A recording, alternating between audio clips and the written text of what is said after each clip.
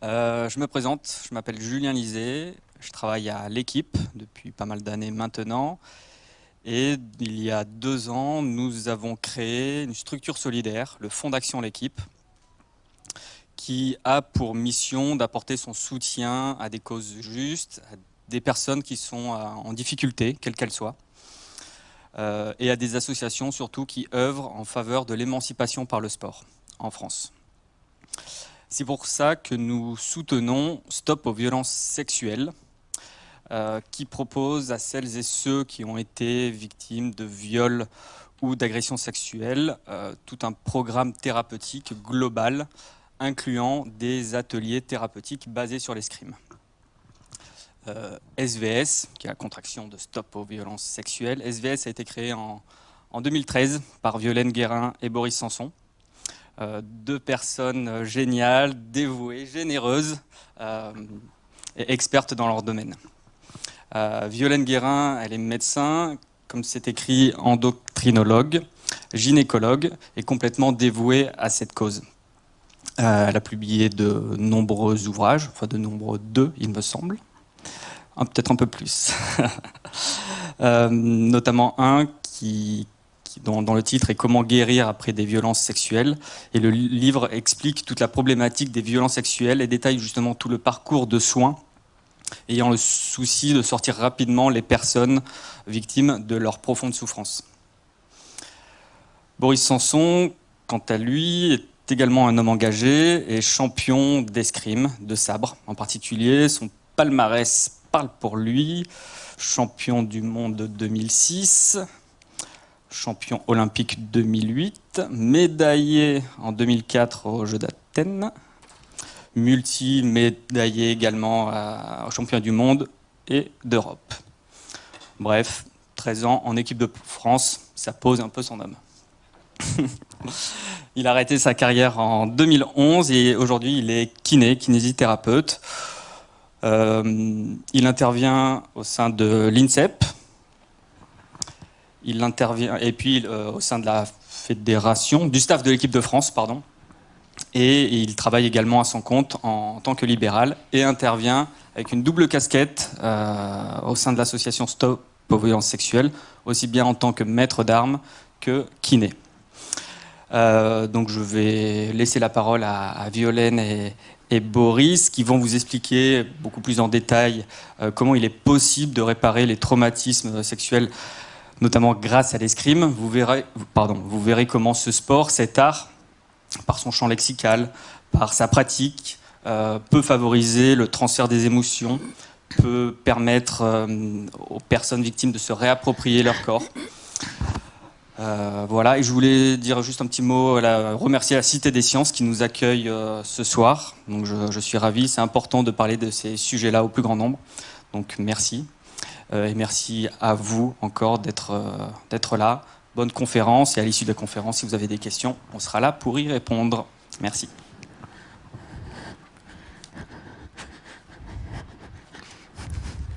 Merci. Je vais prendre, c'est pour Boris, en fait. Bonsoir, merci effectivement à vous d'être là, merci à la Cité des Sciences d'accueillir ce sujet qui commence à s'ouvrir avec beaucoup d'ouverture de parole ces derniers temps. Et l'idée, ça va être de vous familiariser un petit peu avec ce sujet et puis de vous présenter le travail que nous faisons effectivement autour d'ateliers thérapeutiques escrime. Alors, je vais commencer à parler. Boris prendra le relais plus sur la partie escrime. Donc, je vais essentiellement vous présenter ce sujet des violences sexuelles qui est encore assez tabou et qu'il faut que tous l'on connaisse bien. Alors, comme l'a dit Julien, je suis endocrinologue et gynécologue médical. Donc, on pourrait penser que le sujet des violences sexuelles, je l'ai abordé par le côté gynécologique. Eh bien, pas du tout. Je me suis vraiment immergée dedans par ma casquette d'endocrinologue. L'endocrinologie, c'est tout ce qui concerne les hormones.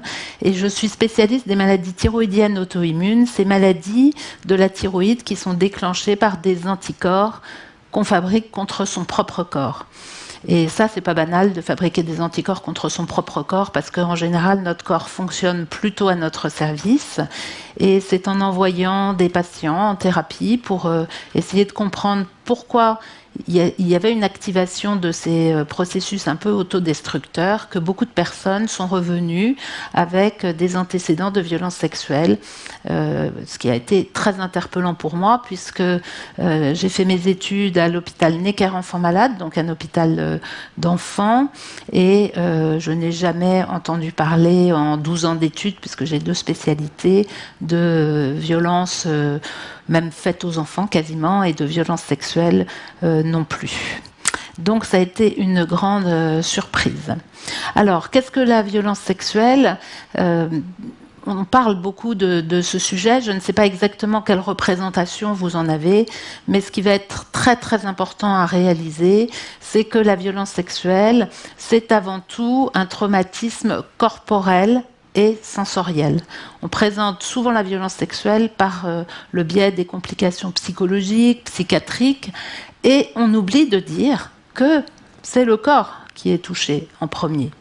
Parce que, contrairement aussi à ce qu'on voit dans les films, en général, la violence sexuelle, le premier traumatisme, c'est extrêmement rare qu'il y ait de la violence préliminaire, qu'il y ait des contraintes, que les gens se débattent. Souvent, ça tombe comme ça dessus sur une personne et sur beaucoup d'enfants en particulier, et c'est donc le choc corporel qui est là en premier, et ça c'est vraiment une chose très très importante qu'il faudra retenir ce soir. Vous voyez sur votre droite cette image de vitre qui tient à peine debout, qui est brisée. Eh bien, si elle est là, c'est pour vous faire conscientiser également que c'est pas la même chose d'avoir à vivre un traumatisme vaginal, d'avoir à vivre des fellations, d'avoir à vivre un traumatisme rectal. Il y a vraiment une zone d'impact, et ça, il faut le garder en tête, parce que vous allez voir que la violence sexuelle, c'est pas que de la psychologie et des troubles psychologiques, ce sont aussi des pathologies somatiques, et le lieu d'impact des traumatismes est extrêmement important à prendre en compte. L'image aussi que vous avez vue de cette vraie grande bombe à fragmentation qui vient impacter la personne et qui la fait exploser un petit peu dans toutes ses dimensions. Elle est tellement violente, cette violence que l'on reçoit, cette violence sexuelle, qu'elle entraîne en général une sidération. Normalement, si on est stressé par quelque chose, notre système endocrinien synthétise 2 hormones en particulier, l'adrénaline et la noradrénaline, qui vont nous permettre de courir, de d'étaler. Si on prend l'image du petit lapin là que vous voyez, le lapin, s'il a un peu peur, il va contracter ses fléchisseurs et puis il va d'étaler. Pour nous, c'est pareil.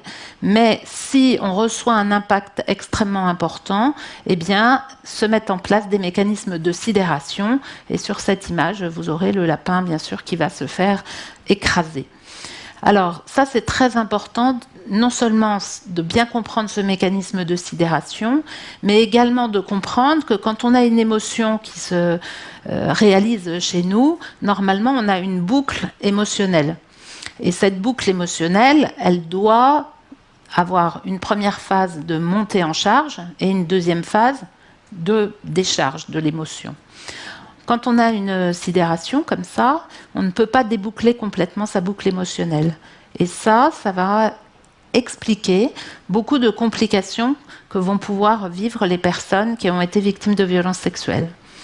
Et je rajouterai toujours, et qui n'ont pas fait de parcours de soins, parce qu'il faut savoir que tout ce que vous allez voir en matière de complications, de conséquences des violences, on peut les inverser, on peut les guérir, et si on a des parcours de soins qui sont pertinents et surtout qui vont faire une place au corps, parce que si on ne travaille que dans la tête, on ne va pas pouvoir traiter tous ces sujets-là. Pour que vous compreniez bien la boucle émotionnelle, par exemple, si je sors vers la porte, là, que Julien, par exemple, a décidé de me faire peur en sortant de la porte, eh bien, qu'est-ce que je vais faire ? Il va me faire bouger, je vais sursauter. Je vais sursauter. Et le débouclage émotionnel, en général, qu'est-ce que c'est ? On crie. Et ça permet de déboucler l'émotion qui est montée en charge. Ce que l'on ne fait pas quand on a une sidération. La violence sexuelle, on en parle pas toujours sur le bon niveau en matière de compréhension de la violence sexuelle. Quand on parle des auteurs d'agressions sexuelles, souvent on parle de sexualité, d'énergie sexuelle, de libido excessive, etc. Et ça, en fait, c'est pas du tout le bon niveau. Ce qu'il faut savoir, c'est que la violence sexuelle, elle est sous-tendue par une énergie meurtrière. C'est d'ailleurs pour cela, au moins, tout n'est pas parfait avec la justice en matière de violence sexuelle, mais que la violence sexuelle est considérée comme un crime. Le viol est un crime. Et ça, c'est le juste mot. Il y a donc une énergie meurtrière sous-jacente à cette violence sexuelle. Comme cette violence survient le plus souvent comme un grand choc sans violence préliminaire, la personne la reçoit et va contacter quoi ? L'énergie de la légitime défense. Et l'énergie de la légitime défense, en général, elle est à la hauteur de celle que l'on reçoit. Donc quand on reçoit une énergie meurtrière, on va contacter une énergie de la légitime défense qui est aussi du niveau d'une énergie meurtrière. Et la justice ne nous en voudra d'ailleurs pas si on tue quelqu'un qui est en train d'essayer de nous tuer. Mais au niveau de l'énergie, c'est très important de conscientiser cela, parce que, à cause des mécanismes de sidération, cette quelque part double violence va rester engrammée dans le corps et c'est elle qui va être responsable de nombreux effets secondaires et de nombreuses complications de la violence. De manière générale, les êtres humains sont plutôt pas violents, sauf s'ils ont reçu énormément de violence. Donc les gens qui la reçoivent, cette violence, vont quand même dans l'ensemble essayer de la conserver. Il va y avoir des énergies pour essayer de la contenir et pas la ressortir à l'extérieur. Mais par moments, c'est extrêmement complexe de la maintenir, de la contenir. Et vous allez voir tout à l'heure qu'on a certaines pathologies, par exemple aujourd'hui, dont on sait qu'elles peuvent être en lien avec ces antécédents de violences sexuelles, comme de l'hypertension artérielle, par exemple. Et un certain nombre de personnes vont donc aussi retourner cette énergie contre eux. C'est un petit peu ce qui, moi, m'a amené sur le sujet avec ces antécédents de pathologie auto-immune. C'est aussi, dans certains cas, cette énergie qui va faire que des auteurs de violences sexuelles vont perpétrer cette violence sexuelle. Et en France, on a toujours aussi beaucoup de mal à accepter et à voir que beaucoup d'auteurs ont été victimes eux-mêmes de violences sexuelles. Et ça, c'est un sujet sur lequel il faut également qu'on avance tous. Alors, comme nous étions invités dans le cadre du sport, je voulais vous montrer, vous rappeler, parce que peut-être que certains d'entre vous ont la mémoire de cet événement. En 2007, Isabelle de Mongeau, qui est une de nos grandes joueuses de tennis, bien classée au classement ATP, publie ce livre qui s'appelle Service volé, dans lequel elle communique sur toutes les agressions, tous les viols que son entraîneur lui a fait vivre. Et le fait qu'elle parle de ces agressions va ouvrir la parole de 38 autres joueuses de tennis. Et bien entendu, cet événement a beaucoup de répercussions. Le problème, c'est que 3 joueuses seulement ont accès à la justice, parce que tous les faits sont prescrits pour les autres joueuses. Et à l'époque, c'est Roselyne Bachelot, qui est ministre des Sports et ministre de la Santé, qui, à l'issue de cette publication, va commanditer une étude à l'université de Bordeaux 2 pour questionner un peu des jeunes mineurs et connaître leur exposition à la violence sexuelle. Cette étude va être un peu un choc, puisque quasiment un jeune sportif sur 3 va révéler avoir vécu des agressions sexuelles, garçons et filles dans les mêmes proportions, si ce n'est que la nature des agressions n'était pas du tout la même pour les garçons et pour les filles. Et cette étude, finalement, elle rentre un peu dans les mêmes types de résultats qu'un médecin français au XIXe siècle, qui s'appelle Ambroise Tardieu, avait montré. Et il avait rappelé à la communauté scientifique que la violence sexuelle, ça touche surtout et avant tout les enfants.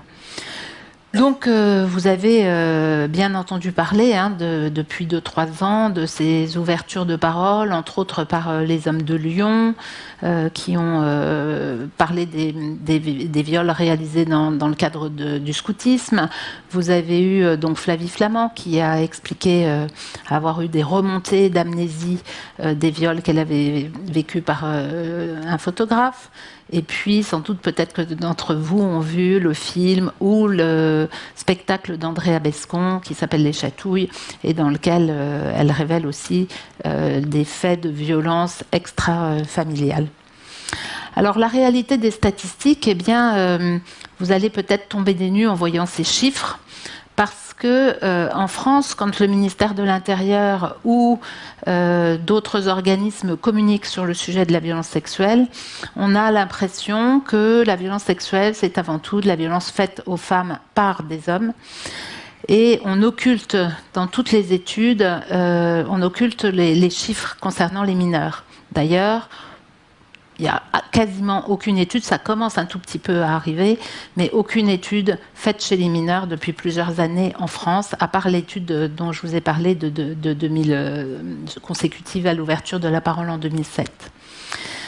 Pourtant, depuis 2011, le Conseil de l'Europe, qui siège à Strasbourg, sur territoire français, rappelle qu'un enfant sur 5 est victime de violences sexuelles en Europe et en France. Et je pense qu'assez peu d'entre vous, sauf si vraiment vous vous intéressez au sujet, vous avez en tête ces chiffres. Il y a une directive depuis 2011 au niveau de la Commission européenne qui travaille sur la protection des mineurs en Europe sur le sujet des violences sexuelles et qu'on a énormément de mal à appliquer. Et même au-delà, il y a très peu d'implication, une application très insuffisante, en tout cas de nos gouvernements successifs, pour protéger les mineurs. Les chiffres sur la violence sexuelle, c'est en moyenne une femme sur 4 et un homme sur 6. Il y a même une étude européenne en ce qui concerne les femmes françaises qui montre que probablement en France, on serait plus proche d'une femme sur 3 victimes de violences sexuelles. Vous savez que ce n'est qu'au mois de juin 2019 qu'on a enfin voté une loi sur l'abolition des châtiments corporels pour les enfants en France. On est un des derniers pays de l'Union européenne à le faire. Et le sujet des violences de manière générale, dans notre pays, il faut vraiment qu'on s'y attaque parce qu'on n'a pas encore bien compris ni mesuré tout l'impact que cela a. Si on considère au niveau des chiffres que les enfants qui sont victimes d'inceste peuvent être victimes tous les soirs ou tous les week-ends ou tous les mercredis après-midi quand ils vont sur un lieu, ça veut dire qu'on a des dizaines de milliers d'enfants qui sont victimes tous les jours en France de violences sexuelles. Donc ça, c'est vraiment très très important d'en avoir conscience, parce qu'on parle beaucoup en ce moment des féminicides, mais voilà, la violence sexuelle qui est très meurtrière, eh bien, elle fait d'encore plus amples dégâts chez les mineurs. Alors, qui sont les auteurs aussi de ces agressions?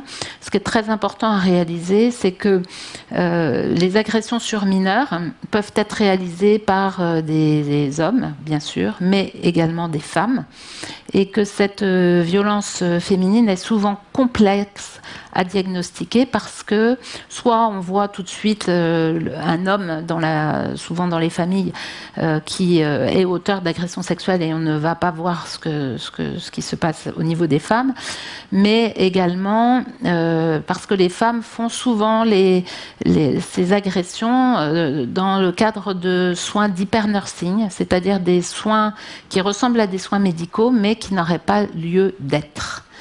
Alors c'est un sujet extrêmement tabou, ce sujet de la violence féminine, mais elle existe parce que si on prend d'autres cas, en particulier au niveau médical, si on prend le syndrome des bébés secoués par exemple, on va s'apercevoir que dans 50% des cas, les auteurs de ces violences qui conduisent à des hémorragies cérébrales et à la mort des bébés vont être dans 50% des cas des hommes, mais dans 50% des cas également des femmes. En général, chez les hommes, ce sont les pères et chez les femmes, ce sont les mères ou les nounous. Donc c'est important d'accepter de voir cette violence pour que tous on la prenne en charge, parce qu'il n'y a pas de secret, la violence est la racine de la violence, et les personnes qui font ces actes violents ont en général été eux-mêmes victimes de ce type de violence. En matière d'agression sur les majeurs, là on est plus sur des femmes qui sont victimes d'hommes, mais également des personnes vulnérables, personnes handicapées, personnes âgées. Et ce sont donc deux approches qui convient d'avoir et de prendre en compte, en particulier dans les parcours de soins. Alors, un petit mot sur ces répercussions de la violence sexuelle. Déjà, si on regarde sur le plan médical un petit peu ce qui se passe de façon très générale, une personne qui a été victime de violences sexuelles et qui n'a pas fait de parcours de soins, je dis toujours et qui n'a pas fait de parcours de soins parce qu'on inverse les choses quand on va à la guérison, eh bien, on a des taux de mortalité qui sont plus élevés chez les personnes victimes. Alors, ça veut dire quoi des taux de mortalité? Parce que bien entendu, on va tous mourir un jour, en tout cas pour le moment, c'est ce qui nous est annoncé. Ça veut dire qu'il y a une réduction de l'espérance de vie des personnes qui ont été exposées à cette violence. Si on questionne les gens, qu'on regarde leurs indicateurs de santé, on s'aperçoit que la perception de la vie n'est pas bonne, que plus souvent ils ont des recours à des parcours de soins, ils sont hospitalisés plus souvent, et dans les échelles de qualité de vie, la qualité de la vie est vraiment très mal perçue. Au niveau des coûts, il y a assez peu d'études en France sur le coût pour la sécurité sociale de toutes ces complications. Nous avons réalisé avec l'association qui a un groupe de recherche médicale des évaluations médico-économiques qui montrent que les coûts pour la sécurité sociale sont de 10 milliards par an. Conséquence de ces violences sexuelles. Et il se trouve que quand nous avons fait cette étude, un économiste de la santé, le professeur Jacques Bichot, que nous ne connaissions pas du tout à Lyon, a, par d'autres méthodes analytiques, tombé à peu près sur les mêmes chiffres. Et si l'on rapporte ces chiffres, par exemple, à ceux communiqués par les pays comme en Amérique du Nord où il y a beaucoup d'évaluations et qu'on rapporte à la population française, on tombe sur ces mêmes chiffres. Donc, c'est important que vous ayez conscience de ce coût extrêmement lourd pour la société. Et si on intègre les coûts sociaux, on monte là, c'est-à-dire les arrêts de travail, etc., et toutes les autres répercussions, à 100 milliards d'euros par an. Alors, vous avez sans doute entendu parler de ce qu'on appelait par le passé le syndrome de stress post-traumatique, qu'on doit aujourd'hui appeler état de stress post-traumatique. C'est un état de stress qui se déclenche après des gros traumatismes. Il faut retenir qu'il n'est pas spécifique de la violence sexuelle. Vous en avez entendu parler après les attentats, on peut en entendre parler chez des parents qui ont perdu un enfant. Il se manifeste à type d'intrusion, d'évitement, d'hyperstimulation. La particularité en matière de violence sexuelle, c'est qu'en général, pour les personnes qui ont vécu un viol, cet état de stress post-traumatique, sauf si la personne est mise tout de suite en soins, eh bien, il va être constant. On le prendra en charge, enfin, il va être constamment retrouvé. Et aujourd'hui, on sait que cet état de stress post-traumatique peut entraîner des modifications au niveau du cerveau. On le sait entre autres grâce aux études américaines qui ont été faites chez les vétérans de la guerre du Vietnam, où on s'aperçoit en particulier qu'il y a des anomalies dans certaines zones du cerveau. On sait aussi que ces anomalies peuvent régresser après traitement. On sait, moi quand j'ai débuté mes études de médecine, on nous disait on a un capital de neurones, on ne pourra que le détruire. Maintenant, on sait qu'il y a une plasticité cérébrale et que nous pouvons tout à fait réparer des zones du cerveau et d'autres zones et d'autres organes. Mais bien sûr, il faut aller en soins. Donc ce sont essentiellement des anomalies que l'on peut trouver sur deux zones qu'on appelle l'hippocampe et l'amygdale neurologique. L'amygdale neurologique n'a rien à voir avec les amygdales qu'on a au fond de la gorge. Et ce sont des structures qui sont très impliquées dans, entre autres aussi, les circuits de la mémoire. Au niveau psychologique, tout ce que vous voyez là, vous en avez sans doute conscience. Ce sont des conséquences qui peuvent exister. Aujourd'hui, la médecine, il va falloir qu'elle regarde ces manifestations ou ces pathologies d'un autre œil. Parce que, par exemple, quand vous voyez qu'une personne qui a été victime de violences sexuelles peut être conduite à se suicider ou à faire une tentative de suicide, eh bien, ça veut dire que ces pathologies-là qui sont listées, il faut vraiment que le corps médical ait la conscience qu'elles sont surreprésentées chez les personnes qui ont été victimes de violences sexuelles. Et ça veut dire quoi ? Ça veut dire que si quelqu'un arrive aux urgences pour une tentative de suicide, il va vraiment falloir prendre le temps de se poser la question, est-ce que cette personne a été victime de violences sexuelles ? Lui poser la question et dans l'affirmative, eh bien de ne pas, bien sûr, faire un lavage gastrique comme on fait souvent, renvoyer la personne chez elle, mais vraiment commencer à enclencher un parcours de soins. Donc, il y a beaucoup de conséquences. Par exemple, les addictions sont des conséquences extrêmement fréquentes également. Et là, ça va être très important dans le parcours de soins aussi de se poser la question. Quel est le sens des addictions ? Parce que pour certaines personnes, le sens de ces addictions va peut-être être de mettre du baume, d'être antalgique, alors que pour une autre personne, l'addiction va être un processus d'autodestruction. Donc dans la prise en charge médicale, ça va être extrêmement différent, bien entendu. Donc voilà un petit peu, je passe rapidement sur ces conséquences psychologiques, parce que je pense que vous les connaissez, on en parle assez souvent, et vous connaissez sans doute moins ce chapitre, qui sont ces pathologies somatiques, qui sont surreprésentées chez les personnes qui ont été victimes de violences sexuelles. Là, ce qui va être très intéressant, c'est que si on met les personnes en parcours de soins, eh bien, un certain nombre de pathologies dont on aura pu dire à la personne, vous l'aurez toute votre vie, ça va que pouvoir s'aggraver et autres, eh bien non, un certain nombre de pathologies vont pouvoir régresser, et ça, c'est extrêmement important d'en avoir conscience. Donc, ce sont des atteintes qui sont de 3 types. On va avoir des douleurs. La vie des personnes qui ont été victimes de violences sexuelles est vraiment très complexe, avec souvent des douleurs dans le corps. Et à tel point même que parfois, quand on va en consultation médicale, les gens oublient presque de nous en parler, tellement c'est le quotidien.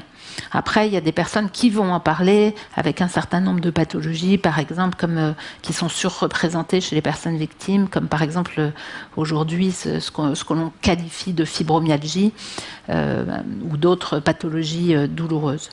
Après, on va avoir des troubles fonctionnels. Les troubles fonctionnels, ça va être très différent des troubles lésionnels. En termes de pronostic, mais ça peut avoir le même tableau clinique. Si je prends l'exemple qui me concerne d'endocrinologie, un trouble fonctionnel peut entraîner une hypothyroïdie. La thyroïde ne fonctionne pas bien, la personne a des hormones qui sont basses. Les troubles lésionnels peuvent aussi entraîner une hypothyroïdie. Simplement, la différence, c'est que quand on va regarder au microscope, eh bien, lorsqu'il y a des troubles fonctionnels, on ne voit pas d'anomalie anatomique. Les anomalies, elles vont être au niveau du Doppler, c'est-à-dire des vaisseaux. Et ça, c'est très intéressant si on peut voir la personne à ce stade-là, parce que typiquement, ce sont le type d'hypothyroïdie qui pourront régresser si la personne fait des liens avec son hypothyroïdie et des antécédents de violences sexuelles. Donc ces 3 manifestations sont de gravité croissante, et ce que l'on remarque souvent, c'est que le corps, quelque part, va envoyer des symptômes, comme s'il appelait un petit peu au secours pour qu'on s'occupe de lui. Et si on ne l'entend pas, il va y avoir une escalade de pathologies et de symptômes. Alors ce soir, je ne vais pas avoir le temps de vous exposer toutes les pathologies surreprésentées, mais j'en ai choisi quelques-unes, parce que, en particulier, quelques-unes qui sont bien documentées. C'est très compliqué de faire des études cliniques sur le sujet des violences sexuelles, parce qu'une étude clinique quasiment parfaite, c'est ce qu'on fait quand on veut lancer un nouveau médicament, en double aveugle, on expose une personne à un produit A, l'autre personne à un produit B. Et bien évidemment, en matière de violence sexuelle, on ne pourra jamais être en double aveugle. Donc déjà, méthodologiquement, les études, on pourra toujours vous dire qu'elles ont des biais. Et donc, ce qui va être très important, c'est de mener des études qu'on appelle prospectives, qu'on regarde ce qui se passe, et sur des grandes cohortes. Alors aujourd'hui, dans le monde en particulier, il y a une très grande cohorte qui est suivie médicalement, c'est ce qu'on appelle la Nurse Health Study. Ce sont des infirmières, toutes les infirmières américaines en fait, qui acceptent de remplir 2 fois par an des questionnaires sur leur état de santé. Et une année, on leur a en plus demandé « Avez-vous été victime de violences sexuelles ?» Et la réponse a été oui dans 33% des cas. Donc une infirmière sur 3 nord-américaines victimes de violences sexuelles. Par rapport au 1 sur 4 que vous avez vu, c'est assez fréquent de voir dans les populations de soignants, il y a une surreprésentation de personnes qui ont été victimes. Alors cette étude-là, vous voyez, elle est très intéressante parce que également ce que veut savoir le corps médical, c'est est-ce que vivre des attouchements, par exemple, ça engendre plus de complications que vivre un viol. Et sur cette étude-là, on voit clairement qu'il y a un gradient d'importance si les violences sexuelles ont eu lieu dans l'enfance, si elles ont eu lieu une fois ou plusieurs fois, et s'il y a eu, on verra sur d'autres études, un agresseur ou plusieurs. Autre grand tabou dans notre pays, le sujet de l'endométriose. L'endométriose, ça fait la une des journaux régulièrement. C'est une maladie qui, en soi, n'est pas grave parce qu'elle correspond simplement à la migration de cellules de l'endomètre qui tapissent l'utérus des femmes à l'extérieur de l'utérus. Donc ce sont nos propres cellules qui bougent à l'extérieur. Donc ce n'est pas grave en soi. En revanche, ces cellules qui peuvent migrer ailleurs, sur une trompe, sur un ovaire, au niveau vaginal, au niveau rectal ou sur le dôme vésical, eh bien, elles vont vivre au même rythme que le cycle menstruel. Et au moment des règles, eh bien, elles vont desquamer dans un endroit qui n'est pas approprié et créer une inflammation. Donc en général, cette endométriose, ça crée souvent des douleurs. Et aujourd'hui, plusieurs publications énormes ont montré que, quand je dis énorme en termes de chiffres, avec des très grosses cohortes, ont montré qu'il y a clairement un lien entre endométriose et violences sexuelles chez certaines personnes. Ça ne veut pas dire que toutes les personnes qui ont une endométriose ont été victimes de violences sexuelles, mais cette pathologie est surreprésentée chez les personnes victimes.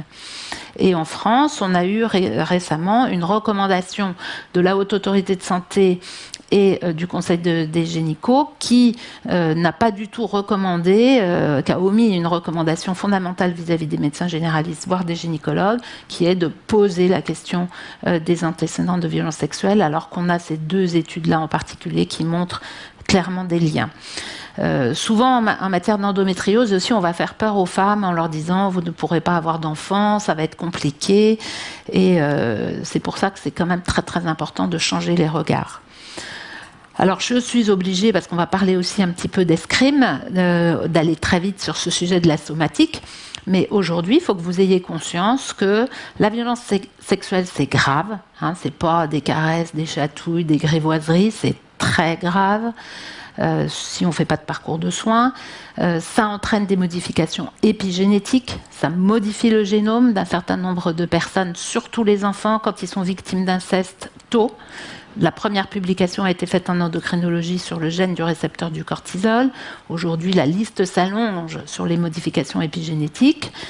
Il y a des modifications neuroanatomiques, il y a des modifications somatiques, et il y a différentes subtilités aussi à comprendre parce que, par exemple, les neurologues aujourd'hui savent qu'il y a un certain nombre de crises qui ressemblent à des crises d'épilepsie, que l'on appelle les CNEP, crises non épileptiques, crises non épileptiques psychogènes, qui peuvent être également très très fréquentes chez les personnes victimes de violences sexuelles, plus toute la pathologie psychiatrique et autres. Donc il faut comprendre que c'est compliqué. Alors, que faire ? Eh bien, on ne peut pas rester indifférent à tout cela. Et donc, nous avons décidé, un certain nombre de personnes en 2013, en ayant la conscience de ces chiffres et de cette gravité, parce que les chiffres, si vous appliquez un enfant sur 5, ça fait 13 millions de personnes en France qui sont touchées par la violence sexuelle. Eh bien, nous sommes dit que c'était une ampleur qualitative et quantitative énorme et qu'on pouvait peut-être réfléchir à un projet de santé publique qui soit posé comme l'éradication d'une épidémie que nous avons modélisée de type viral, parce que les virus ont soit de l'ADN, soit de l'ARN, mais n'ont pas tout le matériel génétique pour se reproduire, donc ils viennent à l'intérieur de nos noyaux cellulaires pour récupérer le brin qui leur manque et pouvoir se répliquer. C'est pour ça que les infections virales sont graves. Et du coup, ça permet de comprendre l'impact, et y compris de tenir compte de cet impact épigénétique. Et du coup, nous avons créé donc l'association Stop aux violences sexuelles qui porte une stratégie d'éradication de ce qui ressemble à une épidémie, avec un vaccin qui est une modélisation, qui est tolérance zéro, avec au cœur du sujet, entre autres, l'imprescriptibilité des agressions sexuelles sur mineurs, parce qu'il est très important, bien entendu, de donner accès à la justice à tout le monde, mais également de pouvoir mettre en soin les auteurs d'agressions sexuelles à tout moment et qu'ils ne passent pas au travers des mailles de la justice, parce qu'il faut prendre le sujet dans sa globalité. Si on ne le prend que côté personne victime ou que côté auteur, on n'arrivera pas à faire cette éradication de la violence sexuelle. Donc, stratégie importante avec beaucoup d'actions d'information, de formation, parce qu'il y a des carences terribles dans tous les secteurs. Je vous ai dit, moi, si j'ai eu 1 minute 30 sur le sujet des violences faites aux enfants et 1 minute 30 sur la violence sexuelle en 12 ans d'études. Aujourd'hui, bon, je suis quand même un peu âgée, mais les étudiants en médecine, c'est peut-être 2h30 dans les facultés, donc inutile de vous dire qu'il y a du travail. Mais ça, c'est pareil dans tous les corps de métier, les avocats, les magistrats, les policiers, partout, les gens du social. Il faut tous qu'on soit formés sur ce sujet. Donc nous avons énormément d'actions de formation. Et puis, prévenir. Quand on est des soignants qui créent une association, mieux vaut prévenir que guérir, c'est fondamental pour nous. Donc nous avons 2 grands axes de prévention. En périnatalité, en France, on a la chance d'avoir un maillage extraordinaire avec les sages-femmes.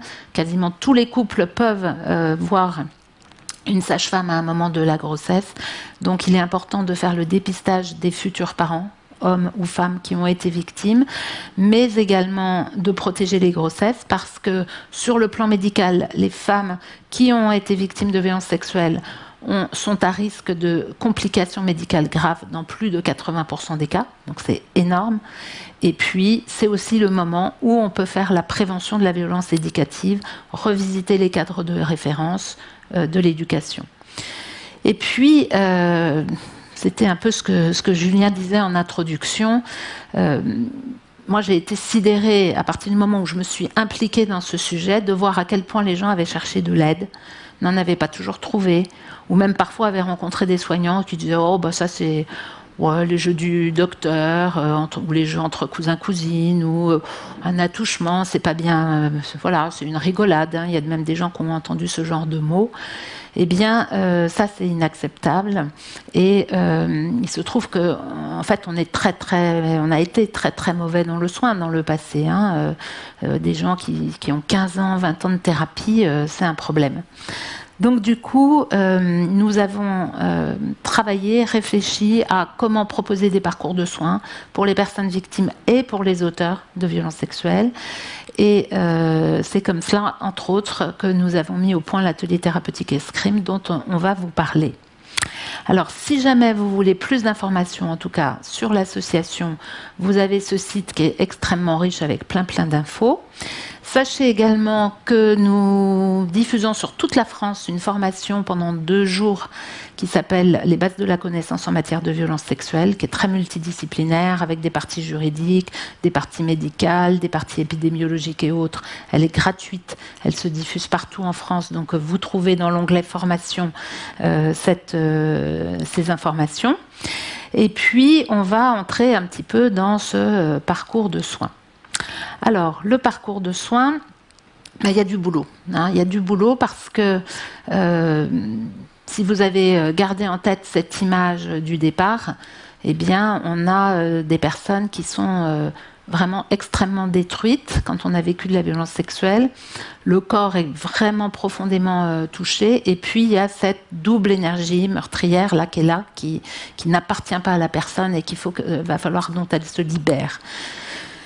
Et ça, il n'y a que du travail corporel qui va permettre d'avoir cette dimension du travail. Donc il va falloir en priorité, dans l'optique des parcours de soins, évacuer cette énergie meurtrière, vraiment la mettre à l'extérieur. Il ne suffit pas de transmuter l'énergie, parce que parfois certaines personnes mettent sous le mot résilience s'appuyer sur des souffrances qu'on a eues pour les transformer dans du beau. Là, vraiment pas de transmutation. On rend à l'extérieur ce qui s'est passé et ça va permettre aux personnes vraiment de se rassembler. Exprimer les émotions, ça va être très très important parce que il y en a plein des émotions. Il y a de la colère, il y a plein d'autres, il y a de la peur, il y a beaucoup d'émotions. Il peut y avoir du dégoût, il y a plein de choses à exprimer et il faut vraiment le faire exprimer. Il faut que les thérapeutes et les soignants ne confondent pas colère et énergie meurtrière parce que quand on écoute les patients et que les personnes posent vraiment les mots, c'est bien d'énergie meurtrière qu'il souffre le plus et qu'elle est là en tension permanente. J'ai des patients où j'ai le souvenir d'un homme qui un jour me disait oui c'est ça docteur, mon petit enfant intérieur est un meurtrier. Il n'y a pas très longtemps, j'ai une patiente qui m'a dit oui, moi je fais bien la différence entre ma colère et cette énergie qui est là, je l'appelle ma vipère.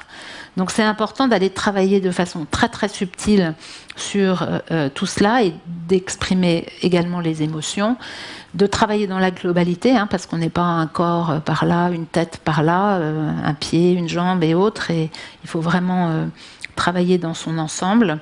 Et les cellules ont la mémoire de tout ce qui s'est passé. On le sait vraiment bien quand on voit les complications médicales somatiques. Et vous savez qu'une des difficultés peut être que certaines personnes sont en amnésie des faits qui sont arrivés. Vous avez peut-être vu comment Flavie Flament l'a expliqué. Elle prend un livre et puis tout d'un coup, il y a une photo qui tombe par terre, qui était une photo qui avait été prise par David Hamilton. Et c'est ça qui lui fait remonter tous ses souvenirs. De manière générale, les amnésies sont souvent levées par une stimulation sensorielle. Ça peut être une odeur, ça peut être la photo qui tombe, ça peut être visuel, voilà, les 5 sens peuvent aider à remonter ces images et ces sensations. Donc tout va être à réparer et c'est pour cela que nous avons donc mis au point un atelier dont Boris va vous dire un petit mot. On aura après pas mal de temps aussi pour vous en questions-réponses. Bonsoir. Du coup, moi je vais me présenter, même si ça a été rapidement fait. Je m'appelle Boris Sanson, j'étais escrimeur de très haut niveau en équipe de France pendant quelques années, champion olympique par équipe en 2008, j'étais membre de l'équipe de France en 2004. Et donc moi je suis en fait à base escrimeur sportif. Voilà. Après moi de mon côté j'ai fait une formation de maître d'armes, donc je peux donner des cours aux enfants et également maintenant je suis kinésithérapeute, thérapeute manuel. Donc c'est vrai que quand on a commencé à travailler sur un atelier qui peut être réparateur pour des personnes qui ont vécu des violences sexuelles, l'escrime a été un élément qui était très, très pertinent. Pourquoi ? Parce qu'on a une thématique, on a des termes qui sont vraiment spécifiques à ce que les personnes ont pu vivre. Et puis il y a aussi un code vestimentaire, tenue, masque, sabre, où on peut transférer de l'émotion. Et c'est vrai que ça va être un peu une base de notre travail sur les ateliers thérapeutiques. Donc on est sur un atelier de réparation nous avons différents éléments qu'on va utiliser, qui sont justement, comme j'ai dit tout à l'heure, les armes, tous les fondements en fait de l'escrime, qui sont, on va devoir mettre un masque pour pouvoir se protéger, on a la tenue, on a l'arme qui est un sabre, on a utilisé un sabre exprès parce qu'on va squeezer en fait tout ce qui est intellectuel et on va arriver directement dans l'émotionnel, parce que le sabre est une arme, et l'arme par rapport aux deux autres qui est la plus rapide, parce qu'on va devoir se défendre avec une lame qui bouge plus. Le fleuret et l'épée sont plus précis, donc on a plus de temps de réfléchir à savoir comment on va toucher, comment on va être touché. Le sabre, on est vraiment sur un mouvement qui est lancé. Donc on enlève vraiment de la partie qui est intellectuelle et pour vraiment tomber dans le cœur du sujet qui va être émotionnel.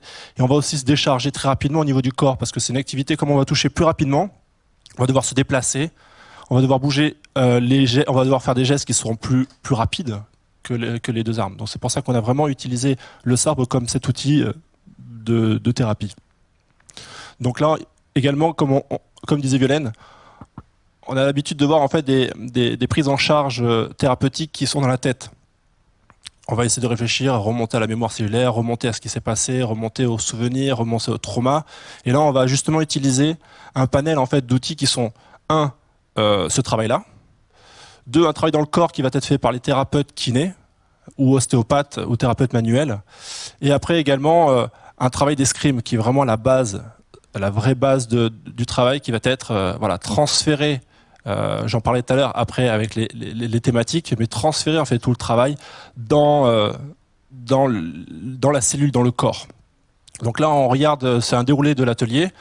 Généralement, nous avons 10 ateliers avec des thématiques qui seront définies. Et sur ces ateliers, on a une sorte de tronc commun qui va se dérouler avec... on accueille les patients, enfin les personnes qui sont là, excusez-moi je suis kiné donc c'est les patients, mais les personnes qui sont présentes. Dans un premier temps, on est à peu près sur 8 à 10 personnes qui sont présentes. Dans un premier temps, on est à peu près sur 8 à 10 personnes sur les ateliers. Après ça devient trop compliqué à gérer, et quand on est moins, il y a moins ce travail de groupe en synergie qui se fait. Donc c'est pour ça que le travail de groupe tel qu'il est fait est très très pertinent et vraiment très fort. Donc dans un premier temps, je vous déroule un petit peu l'atelier. On va commencer par un accueil. Les personnes vont se préparer.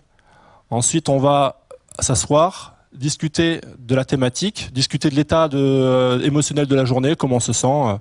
Et après, on va justement travailler sur la thématique qu'on va aborder, ou alors l'ancienne thématique, et après l'ancienne thématique qui a été faite pendant le laps de temps qu'il y a eu entre les deux ateliers. Ensuite, le maître d'armes va les mettre en action, donc une préparation physique avec des exercices qui sont spécifiques. Et puis là, il va y avoir l'escrime. Le maître d'armes, alors moi je suis plutôt dans cette approche-là de la thérapie en tant que kiné, donc je vais avoir des personnes qui vont venir individuellement, mais sinon après c'est un travail de groupe. Donc le maître d'armes va venir dans l'escrime, habillé, tenu, et avec les thématiques. Alors c'est vrai que moi je viens du sport de haut niveau et de l'escrime compétition. Et là on est vraiment sur une approche qui est complètement thérapeutique. Donc en fait j'ai vu un autre volet qui était super complémentaire, et c'est vrai que chaque élément que le maître d'armes met en place, c'est pour rentrer en fait dans ce que la personne doit travailler en elle. Alors, vous le verrez après, mais on en parlera. Mais donc voilà, et l'objectif c'est vraiment qu'il y ait l'escrime. Pourquoi ? Parce qu'on va transférer tout ce qu'on a pu ressentir, tout ce qu'on a vécu, dans justement les exercices qui seront proposés. Ensuite, on a un retour au calme avec de la relaxation qui est fait par un thérapeute, sophrologue. Alors ça dépend qui est-ce qu'il y a comme thérapeute en tant que thérapeute dans le groupe. Et ensuite, on va reprendre un tour de parole pour savoir comment a été appréhendé l'atelier, comment ils se sentent, et après, nous, en tant que thérapeute, définir la ligne de conduite qu'il va y avoir pour le prochain atelier.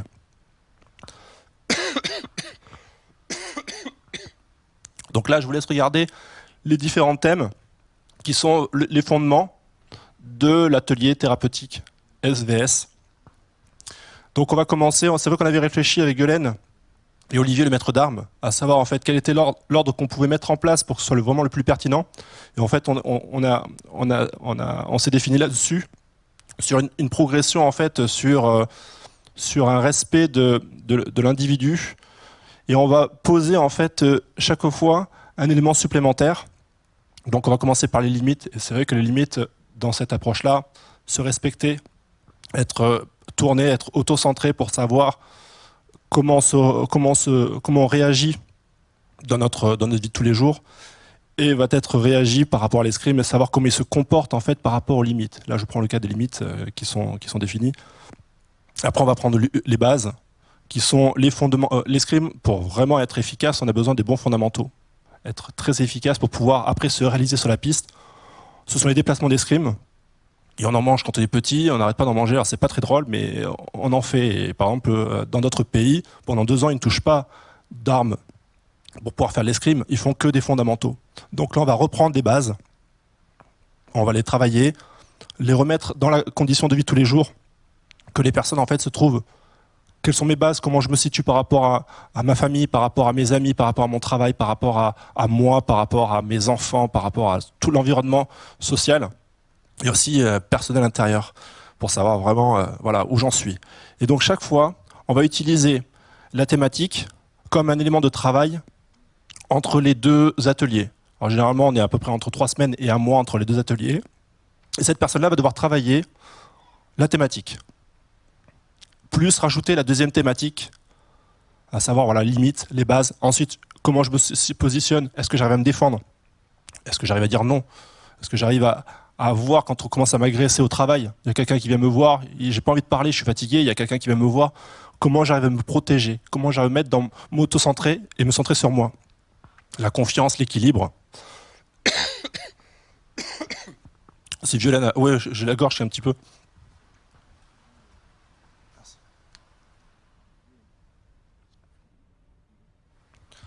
Donc vous pouvez voir en fait la liste des 10 thèmes, et qui sont pour finir en fait avec de la liberté. Et généralement, on voit vraiment de magnifiques choses. Donc là, vous pouvez voir en fait que on va commencer par les limites. On a déjà en fait défini, on essaie de définir avec les personnes qui sont présentes sur l'atelier comment elles interagissent avec les limites. Donc on a nous des obligations qui sont les tenues. Et le masque souvent est un élément qui va être un petit peu perturbant pour la personne, parce que déjà on peut avoir des personnes qui ont été agressées buccalement, de façon buccale. Et donc du coup de mettre un masque, quelque chose d'oppressant, va vraiment les gêner. En plus on a une grille qui est devant, on va pas très bien voir, on n'a pas l'habitude, on va avoir comme si on avait quelque chose qui était devant nos yeux qui va nous gêner. On va mettre une tenue qui peut être un peu oppressante, un peu lourde, un peu engonçante aussi. On a un gant, enfin il y a même, voilà, c'est un peu oppressant pour certaines personnes, et justement on va rentrer là-dedans, dans ce que les personnes vont ressentir pour pouvoir travailler dessus. Nous pouvons voir aussi, donc en gros on a à peu près 10 personnes qui évoluent sur l'atelier. Il y a une personne qui va venir en soin avec un thérapeute kiné ou ostéopathe pour travailler la thématique ou pour travailler quelque chose de différent, qui va être soit une pathologie, soit un problème qui va être récurrent voilà, dans la vie de tous les jours, qui va les gêner. Et nous avons parfois des moments où il y a des patients qui vont complètement dégoupiller, enfin des personnes qui vont dégoupiller sur les ateliers. Et là, en fait, il y a un suivi avec des thérapeutes qui seront là pour les récupérer, pour faire un travail individuel, les calmer, les recentrer ou leur faire sortir leur énergie. Et on va avoir également aussi le maître d'armes. C'est pour ça qu'en fait, on essaie de poser un cadre, mais le cadre, il n'est pas vraiment défini. Parce que si on le définit trop, dès qu'il y a quelque chose qui va se passer dont on n'en avait pas prévu, ça va exploser.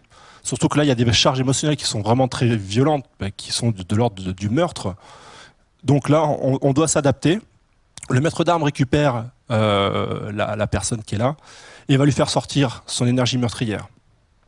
Crier, taper très fort. Donc là, on voit la personne, la thérapeute qui est en bas, qui s'occupe d'une patiente qui était sûrement en montée d'émotion. Et donc, on va travailler sur elle avec de la mémoire cellulaire, avec du travail psycho-énergétique. Et donc, voilà. À côté, nous pouvons voir une sorte de cahier qui est un petit peu particulier.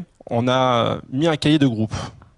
C'est-à-dire que ce sont les personnes qui sont sur les ateliers, qui vont récupérer ce cahier, qui vont faire ce cahier en faisant des dessins, en collant des photos, en écrivant des poèmes. C'est vraiment leur cahier qui va leur permettre de pouvoir s'exprimer.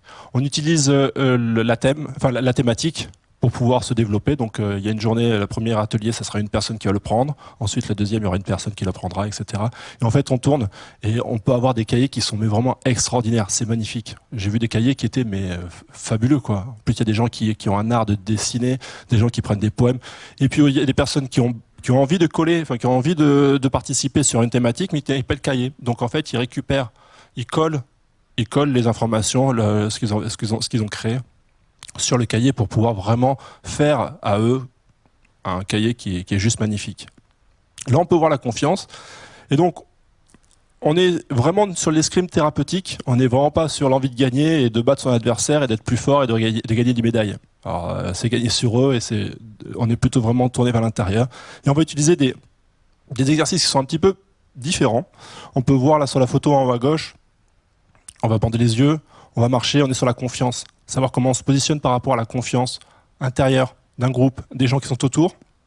Et c'est vrai que là, effectivement, l'atelier est un cadre très confortable. On se retrouve sur des personnes en résonance qui ont vécu des violences, des choses un peu similaires à ce que l'autre a vécu. Donc quand il y a une parole qui est dite ou quelque chose qui est exprimé, très vite, en fait, la force du groupe va amener que moi je le ressens, même si je ne veux pas l'exprimer, je le ressens très fortement. Donc là, justement, on est sur la confiance. On va travailler sur se bander les yeux, sur se limiter. Par exemple, généralement, nous, avec l'escrime, on utilise 14 mètres de piste. Et là, on va travailler sur un banc ou alors sur des chaises de façon handisport où on va adapter la thématique par rapport à ce qui va être proposé par le maître d'armes. Donc là, on voit qu'elles sont là juste à pouvoir travailler le mouvement du bras, essayer de se défendre. Nous, avec l'escrime, on a la possibilité de pouvoir vraiment reculer, éviter d'être touché. Là, c'est pas le cas. Par exemple, c'est comment je peux me défendre d'une certaine façon en confrontant mon adversaire et en réussissant en fait à ne pas être touché. Donc, comme le Dr Guérin expliquait, nous attachons énormément aux évaluations pour savoir en fait comment se positionnent les personnes qui rentrent dans l'atelier et aussi d'un point de vue rendement médical. Les bienfaits en fait des ateliers, savoir en fait ce qu'il en est avant, ce qu'il en sera après, au niveau des charges de sécurité sociale, au niveau des frais de santé qui sont exorbitants, dont on ne voit pas effectivement à première vue. Et donc là, on a mis 3 personnes qui sont différentes. On peut voir en bas, c'est le bien-être. Donc on demande une évaluation le premier jour, en milieu d'atelier au 5e jour, et le dernier jour. Et donc, on ne va pas tricher, c'est à peu près ce qui se passe sur à peu près tous les ateliers, sur tous les groupes. Et nous pouvons voir en fait les bienfaits. Alors ce n'est pas magique, voilà. C'est vrai que moi j'ai pu avec l'expérience parce que ça fait 8 ans maintenant qu'on est sur les ateliers. Et, on a recommencé là du coup cette année. Le travail se fait de façon individuelle, c'est-à-dire que nous les thérapeutes et l'outil qui est l'escrime et SVS sont un outil de réparation. Et après c'est le travail personnel, l'investissement personnel de la personne, enfin de la personne qui se met dans le groupe, qui va faire que ça va vraiment exploser ou ça va freiner un petit peu. Donc ça dépend aussi des blocages qu'il peut y avoir, mais effectivement, plus il y a un investissement personnel, plus le travail sera magnifique. Et donc là, on peut voir effectivement les trois barèmes qui sont présentés. On peut voir en bas à gauche, là, alors c'est pas très clair, mais ce sont des questions que l'on va poser. Alors Violaine va peut-être plus l'expliquer. Si je peux, voilà, merci de me redonner le micro. En fait, quand nous avons fait les ateliers au début, au niveau mondial, il n'y avait aucune échelle d'évaluation du retentissement des violences sexuelles. Pour les personnes qui connaissent un peu les échelles d'évaluation, il y a une échelle anxiété, dépression, des échelles d'évaluation du retentissement de la ménopause, par exemple, mais rien sur le retentissement des violences sexuelles. Donc, notre groupe de recherche a mis au point ce qu'on appelle des échelles visuelles analogiques qui permettent, sur 40 critères, de faire une évaluation du retentissement. Donc on utilise effectivement ces échelles dans le suivi. Voilà. Parce que c'est important pour nous de présenter ces protocoles comme de la recherche médicale, mais également d'avoir des données pour essayer d'obtenir un remboursement de ce parcours de soins. Parce qu'il n'y a pas grand-chose de proposé aux personnes victimes de violences sexuelles. Et c'est vrai que, alors je vous laisse lire. C'est une personne qui est entrée à la première année dans l'atelier, et du coup, voilà ce qu'il en est au sortir de l'atelier. C'est vrai qu'on est sur un abord sexuel qu'on va appréhender pendant les ateliers également. Oui, pardon. Je ne sais pas si vous aviez fini, sans doute. Et c'est vrai que c'est un abord qui est important, puisque c'est vrai que c'est la racine, on va dire, du problème, une agression sexuelle. Et c'est vrai qu'il y a un transfert qui se fait chez le patient. Il y a une discordance qui va se mettre en place, et arriver en fait à se libérer dans ce domaine-là va être magique. Après, moi, je vois depuis maintenant 8 ans qui suis sur le terrain l'évolution qu'il y a entre les personnes qui rentrent et les personnes qui sortent. On a l'impression que ce ne sont plus les mêmes, en fait. C'est ça qui est assez extraordinaire. Par contre, on s'attache dans l'atelier à avoir en fait un suivi par son thérapeute en séance individuelle entre les ateliers, et si possible, et maintenant on essaie de le fixer au maximum, des thérapeutes qui sont formés en fait à l'atelier, pour qu'on ait une même communication et qu'on ait un même élan de travail.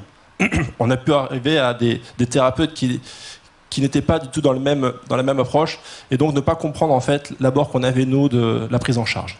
Ouais, de l'axe corporel en fait. Et puis, je crois que Quentin est dans la salle. Voilà, et on a eu une histoire formidable, une escrimeuse il y a 2 ans ou 3 ans même je crois, qui finit son 10e atelier et qui va dans un café se poser tranquillement, et puis qui rencontre un dessinateur de talent qui s'appelle Quentin Zuthian, donc qui est présent ici. Et il y a une bonne année à peu près, petit coup de fil où on me dit, votre éditeur me dit voilà, j'ai quelqu'un qui voudrait faire une bande dessinée sur l'atelier d'escrime. Donc pour nous c'était important que on parle de l'atelier d'escrime bien, correctement. Donc j'ai dit, moi je suis prête à voir Quentin. On a dû passer à peu près 1h30 ou 2 heures ensemble.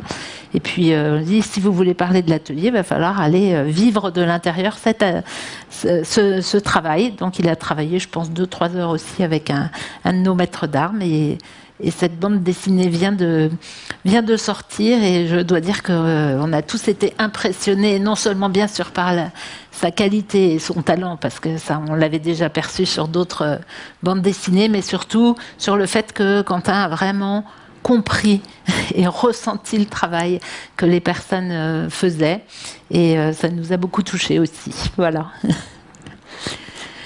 Donc, si jamais vous voulez savoir plus de choses sur le sujet des violences sexuelles et sur la somatisation, les parcours de soins, vous avez un premier livre qui est le livre rouge, qui est téléchargeable gratuitement sur le site de l'association dans la zone téléchargement médical si le côté somatique vous intéresse. Et puis 2 autres livres effectivement, donc cités par Julien, sur le parcours de soins des personnes victimes, mais aussi le sujet des auteurs d'agressions sexuelles, parce que les ateliers, nous avons déployés, et puis on va pouvoir répondre à vos questions si vous le souhaitez bien sûr, déployés pour les personnes victimes, femmes. Au début, nous avions lancé un atelier pour les femmes, un atelier pour les hommes ensuite. Maintenant, il y a beaucoup d'ateliers, un peu partout d'ailleurs en France aussi, et pour les enfants également.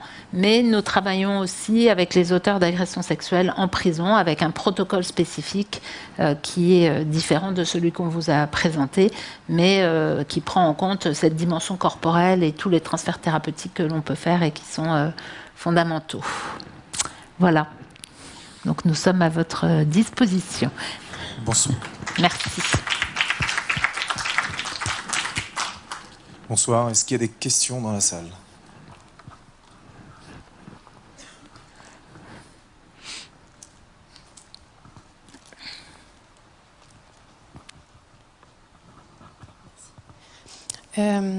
Bonjour. Merci pour cette conférence. Je voulais juste poser la question par rapport à ce que vous disiez.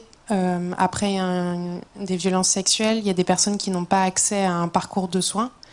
Et qu'est-ce que vous entendez par parcours de soins, du coup ? Parcours de soins, pour nous, c'est avoir un suivi qui permette d'amener à la guérison. Donc le travail que l'on fait en général avant d'entrer en atelier thérapeutique, il y a un premier travail qui est un bilan pré-thérapeutique qui est à faire pour savoir ce que les personnes ont vécu, dans quel cadre elles vivent aujourd'hui, est-ce qu'elles ont déjà fait du parcours, enfin des bilans thérapeutiques, de la thérapie, dans quel cadre elles vivent, est-ce qu'on a affaire à des agressions intrafamiliales, extrafamiliales, est-ce qu'elles ont déjà déposé une plainte, quel âge elles ont, quel est le recul par rapport au traumatisme, quelle pathologie. Donc tout ça, c'est un bilan qui peut durer selon les gens entre, on va dire, 1 mois et 6 mois. Ensuite, on décide l'entrée en atelier thérapeutique. Alors, on a 3 types d'ateliers thérapeutiques. Là, on vous présente l'atelier d'escrime, mais de toute façon, ils sont tous calés sur une saison sportive. Ils travaillent tous les 10 thèmes que l'on vous a présentés. Et donc, ça dure 1 année. Et ensuite, il y a un temps d'intégration un petit peu de l'atelier, parce que comme Boris le disait tout à l'heure, ça change la vie des personnes. Donc il y a par exemple chez les adultes beaucoup de personnes qui ont des repositionnements professionnels, parce que voilà, d'être soignés, les gens se sont aussi rendus compte souvent qu'ils n'étaient pas sur leur bon parcours professionnel, peut-être parce qu'ils avaient eu des difficultés à l'école, peut-être parce qu'ils n'ont pas fait le métier qu'ils voulaient. Donc là, il y a tout un temps d'intégration. Nous, on considère qu'il y a une bonne année d'intégration de tout le travail qui a été fait. Donc ça veut dire qu'en 2 ans et demi, en gros, on peut amener la majorité des personnes à la guérison. Voilà. Après, selon l'âge du premier traumatisme, c'est parfois beaucoup plus compliqué, parce que il y a des personnes qui peuvent être victimes bébés, par exemple, de violences sexuelles ou en très bas âge. Donc là, on passe un petit peu plus de temps, parce que la personne n'a même pas du tout eu de temps pour se construire, en fait. Voilà. Mais dans l'ensemble, en général, en 2 ans et demi, on fait un très beau travail.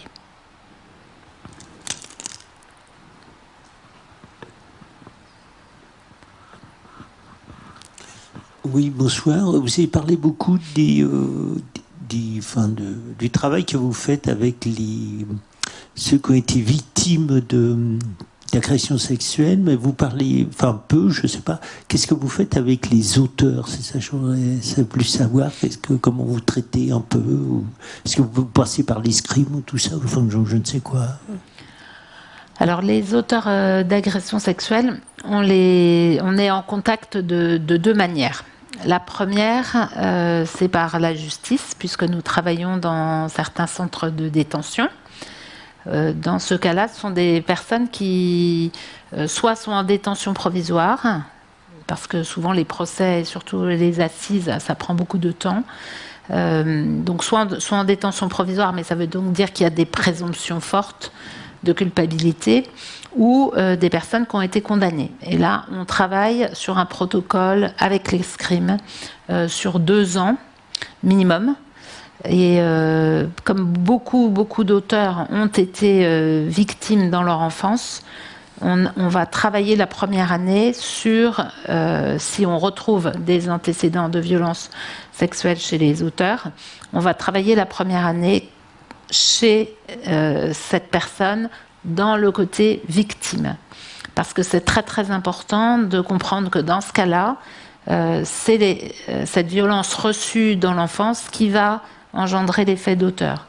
Donc il est important d'aller réparer le petit enfant victime et quelque part de faire grandir cette personne. Parce que si dans le soin des auteurs, on ne prend pas en compte, si jamais un auteur a été victime, cette partie victime, eh bien, on ne va jamais amener la personne à la guérison.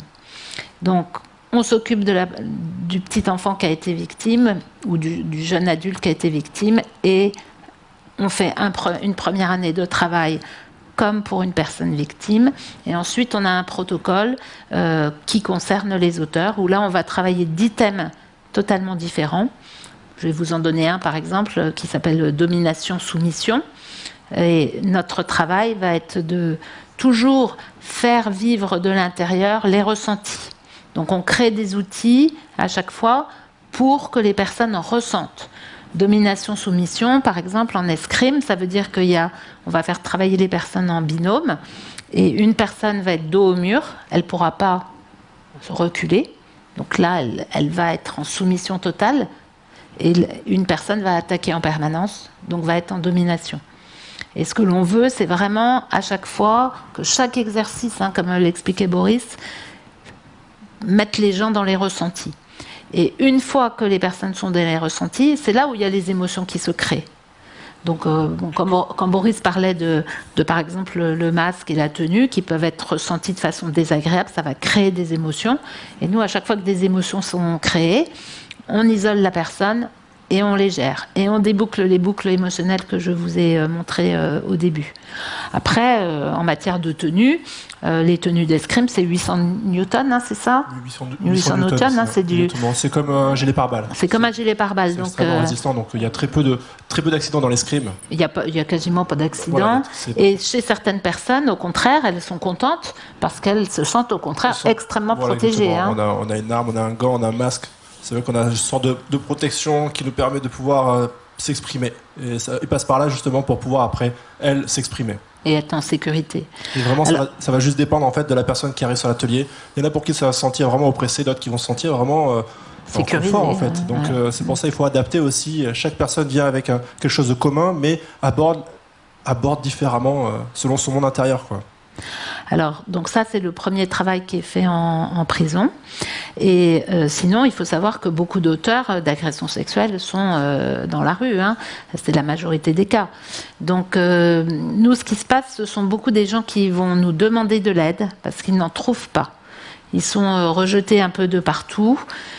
Et on nous sollicite. Voilà, parce que les gens savent qu'on travaille en ouvert, donc en dehors du monde carcéral, avec les auteurs.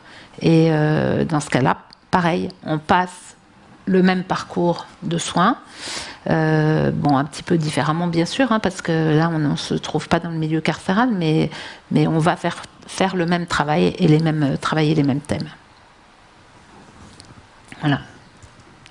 Je ne sais pas si ça vous convient comme réponse.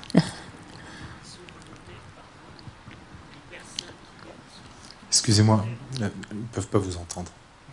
Il y a une question, je reviendrai à vous après si vous voulez. D'accord. Bonsoir, merci beaucoup pour cette intervention.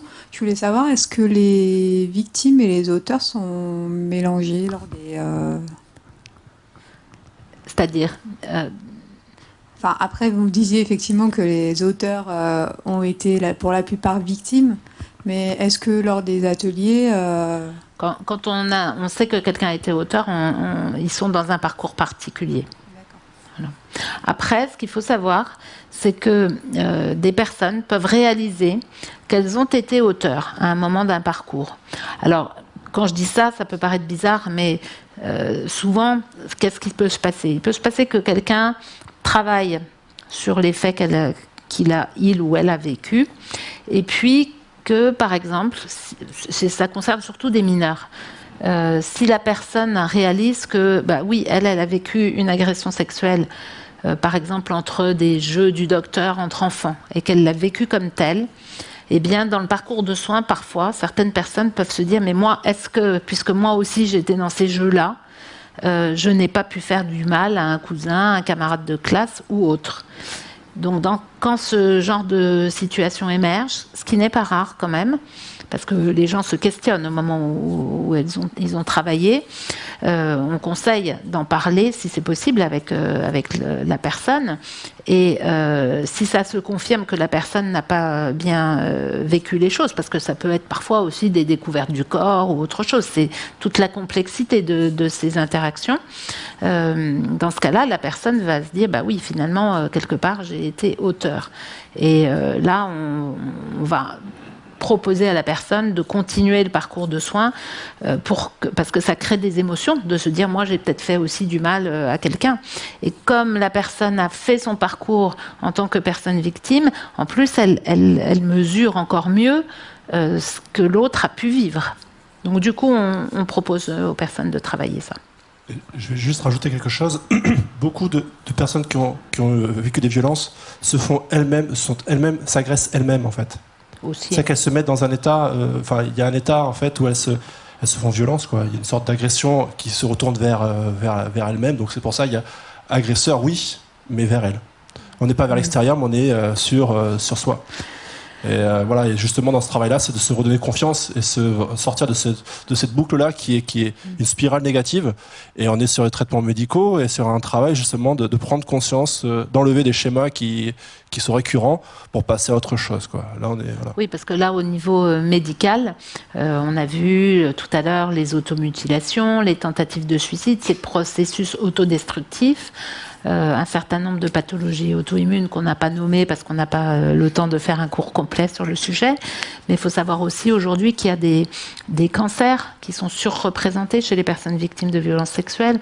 Donc un cancer peut être aussi un processus autodestructif. Donc effectivement, il faut voir toutes ces facettes-là. Merci.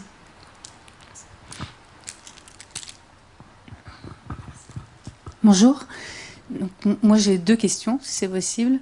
Donc, la première, ce serait que j'ai accompagné une jeune femme je suis travailleur social, j'ai accompagné une jeune femme qui s'est rendue compte, une fois dans le logement passerelle qu'elle occupe, qu'elle a vécu des violences sexuelles récurrentes dans son enfance. Elle s'en est rendue compte. Elle a été auprès d'une maison des femmes sur lesquelles je l'ai orientée, où elle s'est sentie bien, à l'aise, mais en sortant de ce premier entretien, elle était tellement mal, elle était au bord du suicide, etc., qu'elle n'y est pas retournée. Moi, quand je vais la voir, elle passe son temps à me parler de tout cela. Donc, ma première question, c'est comment aider une personne qui a visiblement besoin d'un parcours à accepter de le faire avec les bonnes personnes. Voilà, ce qui n'est pas moi, de toute évidence. Et la seconde, qui est un petit peu liée, c'est que de ce que j'en connais, c'est surtout des parcours psychologiques qui sont proposés aux personnes victimes de violences sexuelles ou autres. Là, vous en parlez assez peu dans votre présentation. J'ai l'impression que dans les thérapeutes que vous nommez, il n'y a pas forcément de psychologue. Vous avez à un moment donné évoqué le fait qu'il pouvait y avoir un travail entre un psychologue qui suivait la personne et le parcours thérapeutique que vous proposez. Enfin, quel est le lien qui peut se faire entre l'aspect psychologique par des psychologues classiques ou dans des maisons de femmes, etc., et ce que vous proposez? Alors, sur les ateliers, comme vous l'avez vu, il y a un médecin et un thérapeute ou 2 thérapeutes, en plus donc du maître d'armes, du kinéostéo et d'une personne qui est coordinateur logistique, qui souvent est un thérapeute en formation aussi sur les ateliers.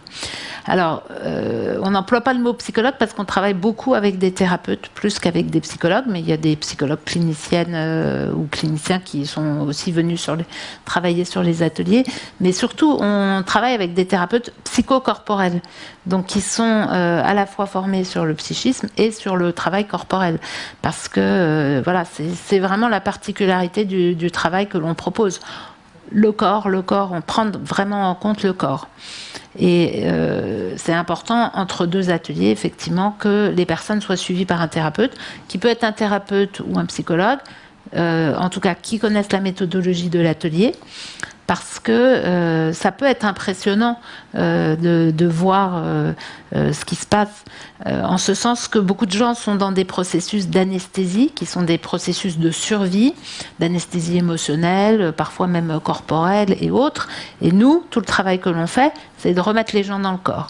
Donc, par moment, ça peut créer des émotions, ça peut créer une augmentation des douleurs temporaires. Pour nous, quand on a ce genre de choses, on est content, en fait. La personne est en train de réhabiter son corps, d'en reprendre possession, même si c'est un peu chahutant au début. Et les gens qui ne sont pas habitués à ce type de travail, comme le disait Boris, parfois ça nous est arrivé d'avoir des thérapeutes ou des psychologues ou des psychothérapeutes qui n'étaient que dans la tête et qui avaient un peu peur de ce qui était en train de se passer, qui conseillaient à leurs patients d'arrêter.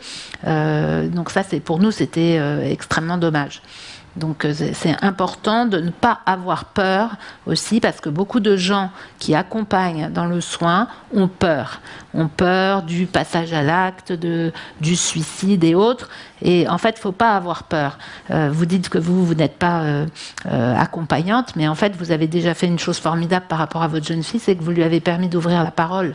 Et ça, c'est un acte thérapeutique déjà, vraiment important. Il ne faut pas que vous ayez peur, parce qu'en fait, une personne qui est victime, elle tient debout comme la vitre que je vous ai montrée, et les gens sont des personnes mortes vivantes en fait, hein. Il n'y a pas d'énergie dans le corps, c'est tout à côté et autre. Donc moi je fais partie de la génération de médecins où la psychiatrie et les psychiatres en permanence nous disaient attention au passage à l'acte, faites attention, poussez pas vos patients au suicide, faites attention à tout ce que vous faites. En fait, à force d'être dans les peurs, on fait rien. Et en fait, sur le sujet de la violence sexuelle, voilà, moi je considère que les gens sont comme mortes vivantes, et d'ailleurs quand elles en parlent, les personnes victimes de viol, c'est vraiment ça qu'elles expriment. Donc on ne va pas ajouter des dégâts si on sait ce qu'on fait et qu'on a la conscience de la physiopathologie, c'est-à-dire de ce qui se passe en dessous, et qu'on travaille de façon pertinente. On ne va jamais aggraver les choses. Donc après, vous avez ouvert la parole, ben c'est bien. Et n'ayez pas peur aussi de dire à votre jeune fille ce que tu as vécu, c'est extrêmement terrible, et que tu as envie peut-être d'avoir des idées suicidaires, que tu as eu des idées suicidaires ou des envies de te suicider, c'est normal de ressentir ça, parce que c'est tellement grave ce que tu as vécu que tu as envie de mettre fin à tes souffrances. En revanche, tu ne vas pas passer à l'acte, mais on va mettre en place... je vais t'aider à trouver des solutions et autres. Il ne faut pas avoir peur non plus de poser ces sujets, de poser les peurs que les personnes peuvent avoir. Parce que ça aussi, c'est thérapeutique. Je vais juste rajouter quelque chose à ce que dit Dr Guérin. C'est qu'en fait, les personnes qui rentrent, souvent, refusent leur corps, comme il y a une agression. Donc il y a une séparation entre leur tête et leur corps. Et donc du coup, dans ce travail-là, justement, qui est l'escrime, on est obligé d'être dans le corps pour pouvoir bouger, pour pouvoir faire les actions. Voilà, on essaie de lier en fait cette magnifique machine qui est l'être humain, et donc l'amener à avoir une liaison entre la tête et le corps, les émotions aussi, ne pas les refouler, mais les accompagner pour que voilà. Donc tout ça en fait, et effectivement certains thérapeutes psy vont amener à vraiment travailler, ce que je dis, dans le mental, dans l'intellect, et on a besoin de cette double polarité pour pouvoir bien avancer. Et nous avons, on peut vous dire, on travaille de 2 autres manières. On travaille aussi, on a un atelier avec le cheval médiateur, et on a un 3e atelier avec l'eau. Voilà. Mais c'est sur l'atelier d'escrime qu'on a le plus de recul, puisque on a travaillé sur le protocole depuis 2011-2012, donc 2011, ouais, on a du recul. Voilà. D'autres questions?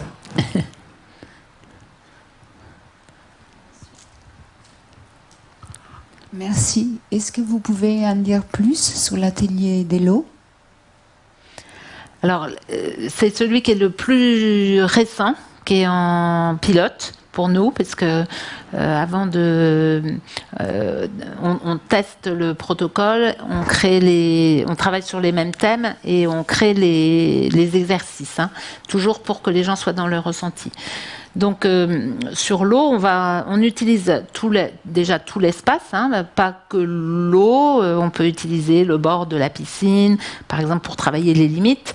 On fait des analogies avec la piste d'escrime qui fait 14 mètres, on va travailler dans le corps, là on va utiliser par exemple le périmètre de la piscine, et quand on va travailler dans l'eau, on va travailler en eau chaude à 30 degrés. Pour aussi créer d'autres ressentis, des émotions et plein de choses. Alors, le travail en piscine, avec l'eau, on le privilégie pour les personnes qui ont été victimes très très jeunes. Pour le travail avec le cheval, on va le privilégier pour les personnes qui sont touchées jeunes, mais surtout qui ont une dominante de présentation de symptômes psychiatriques. Et l'escrime sur toutes les autres indications. Donc pour nous, c'est un positionnement médical par rapport au travail que l'on va pouvoir faire. Et vous imaginez bien que l'eau, pour beaucoup de personnes, ça renvoie aussi à la vie intra-utérine, surtout quand on travaille en eau chaude. Donc ça nous permet d'intégrer un certain nombre de paramètres dans le parcours de vie des personnes. Parce que, je ne sais pas si vous le savez, mais il y a quand même un certain nombre de facteurs prédisposants à être exposés à de la violence sexuelle, et en particulier toutes les fragilités que les personnes ont pu vivre sur leur parcours. Donc quand nous faisons nos bilans préthérapeutiques, on s'intéresse également à qu'est-ce qui s'est passé au moment de la conception, comment la grossesse s'est passée, comment a été l'accouchement, et on piste un petit peu toutes les fragilités que la personne a pu vivre. Donc après, ça nous permet de poser les indications par rapport aux ateliers ou au parcours de soins. Parce que les 10 thèmes de travail, je ne sais pas s'il y a des thérapeutes dans la salle, mais en tout cas, ces thèmes peuvent aussi être travaillés en individuel. Alors on n'aura pas la même puissance, parce que comme Boris insistait, en atelier, il y a à la fois le travail individuel et le travail de groupe qui permet d'aller beaucoup plus vite. Mais ces thèmes-là, les exercices que l'on fait, ils peuvent être aussi travaillés pour beaucoup en cabinet.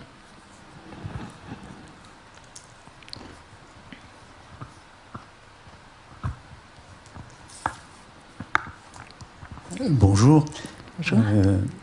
En thérapie, je reçois quelques patients qui mettent des fois des mois, voire des années, avant de pouvoir ressentir et pouvoir rétablir la communication entre leur corps et leur mental. À quel moment est-ce que ça se passe? Dans l'atelier, ou est-ce que c'est en préparation de l'atelier que vous commencez déjà à travailler sur cette possibilité pour les personnes de se reconnecter avec leur corps? Tu peux répondre? Vas-y, commence. Beaucoup en atelier, en fait. Nous, en général, quand les gens nous rencontrent, le plus vite possible, on entre en atelier. Donc, ça va dépendre, puisque, comme je vous ai dit, les ateliers, on les débute en saison sportive, donc septembre, octobre, c'est à peu près nos phases d'inclusion. Si on rencontre une personne au mois de novembre, c'est sûr qu'on va commencer quand même, dans l'ensemble, un peu de travail en corporel, dans des indications variables. Parce que ça peut être commencé à travailler en sophrologie, par exemple, puisqu'on sait que les personnes victimes souvent ont la respiration coupée, que le fait de respirer, ça va créer des mouvements dans le corps. Ça va permettre déjà de remettre un peu de vie dans le corps. On peut travailler de différentes manières.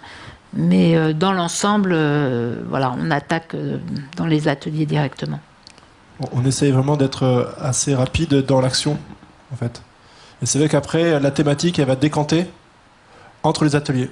Donc c'est vrai que là, on va vraiment essayer de rentrer, qu'il y ait un maximum d'escrime pour pouvoir pour que tout le travail, tous les exercices d'escrime puissent être intégrés et après être infusés pendant justement ces 15 jours, 3 semaines. Travailler avec le thérapeute individuel. Ressentir après, voilà, ça c'est personnel à chacun, mais c'est vraiment la ligne de conduite, quoi. Rapidement dans le corps, rapidement dans l'exercice, et après tout le travail se fait. Et puis il continue, après l'atelier, les 10 ateliers, en fait il ne s'arrête pas là, quoi. Il continue avec le thérapeute individuel, et après ça, voilà, ça continue. Mais même pour sourire, au début, quand on avait créé le protocole, on était dans la bagarre entre le maître d'armes et les personnes qui travaillaient en corporel et les personnes qui animaient les tours de parole.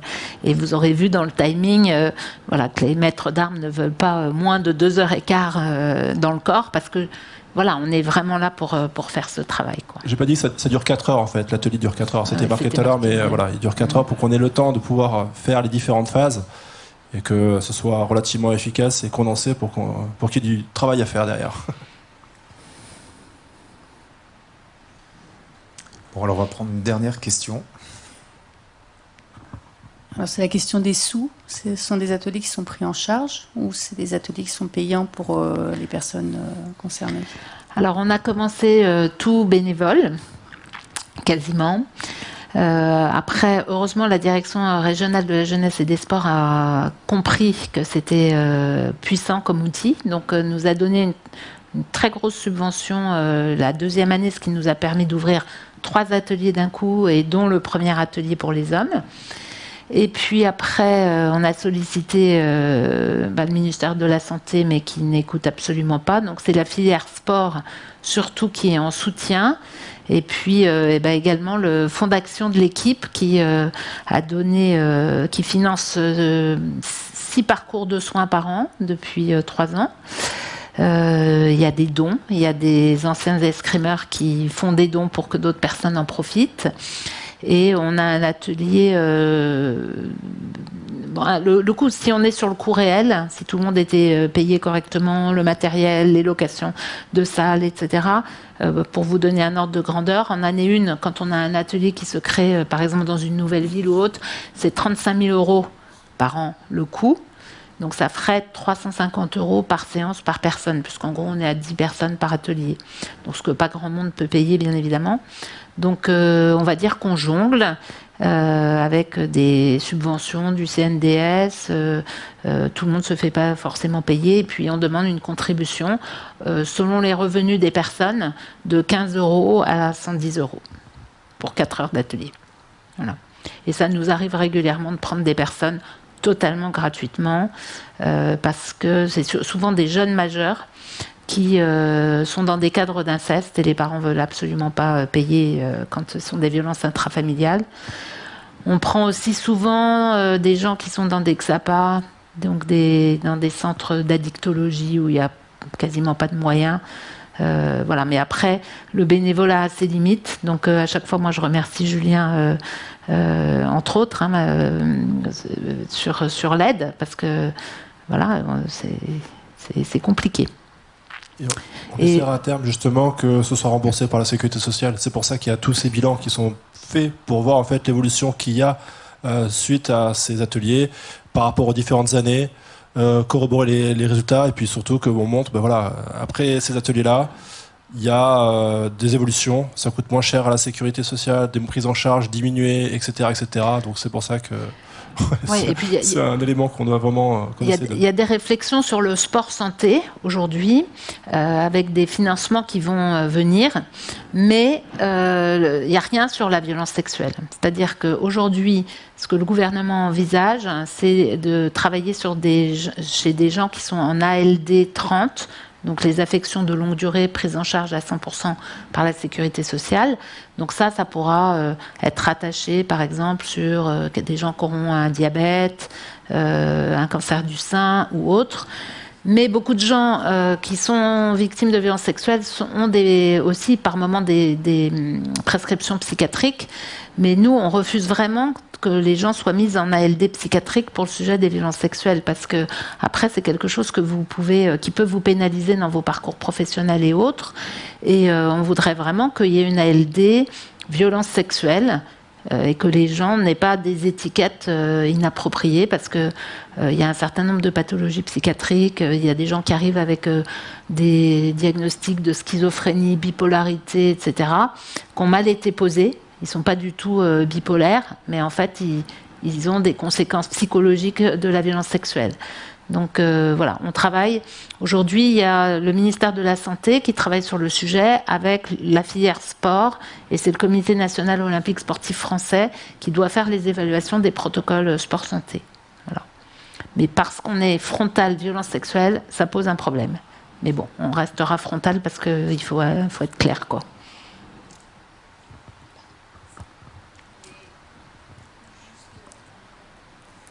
Bon, mais après, c'est terminé. Là, qu'est-ce que vous venez de dire? Ça m'a fait penser que toute violence, elle peut amener à fausser des diagnostics psychiatriques. Oui. Il faut que violence subie dans la toute petite enfance. Il faut que la psychiatrie prenne mieux en compte les antécédents de violence, ça c'est clair. Parce qu'on pose dans ce pays des diagnostics parfois qui ne sont vraiment pas appropriés. Vous avez peut-être vu qu'il y a quelques jours, il y a un rapport qui est sorti sur la psychiatrie française qui est absolument catastrophique. Voilà. Donc, Il y a beaucoup de potentiel d'amélioration dans ce pays, il faut qu'on avance. Donc moi, puisque Marc Eden va nous dire que c'était la dernière question, en tout cas, je remercie la Cité des Sciences de poser ce sujet, parce que c'est vraiment très très important qu'on en parle, qu'on bouge et qu'on le change et qu'on fasse évoluer tout ça. On vous remercie, docteur Guérin. Merci Boris. Et merci à Julien Lise. Merci d'être venu.